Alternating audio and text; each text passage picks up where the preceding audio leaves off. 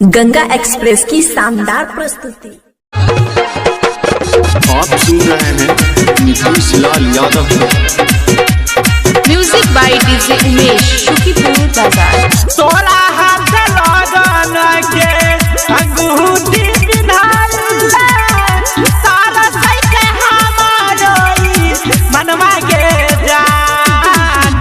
तोरा हाथ लगन के अंगूठी पिन्हाइल सारा सैके हमारोई मनवा के जान। रेलिया पकड़ के चैला जगलही काटले पे पहटारी पर मुड़िया के जान। रेलिया पकड़ के चैला जगलही काटले पे पहटारी पर मुड़िया के जान।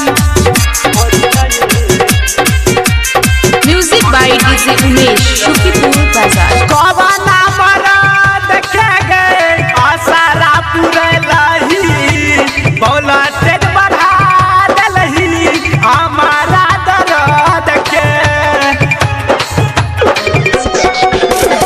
कवना मरद के गए आसारा पुरलही बौला तेज बढ़ा दलही हमारा दर्द के।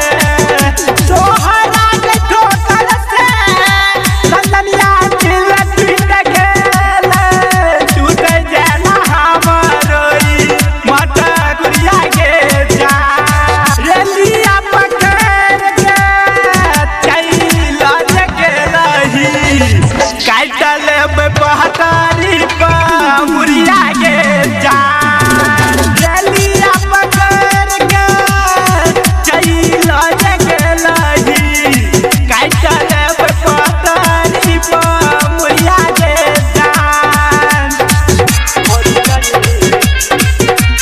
Music by DJ Umesh, Shukipur बाजार। राइटर मानिस के गे कोराबा में बैठली सिंगर नीतीश लाल यादव के गे पागल बनलही।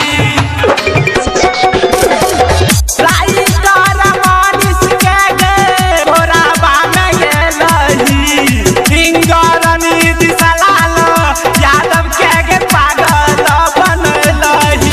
रेलिया पकड़ के चैला जगलही काटले पे पहटारी पर मुड़िया के जान। रेलिया पकड़ के चैला जगलही काटले पे पहटारी पर मुड़िया के जान।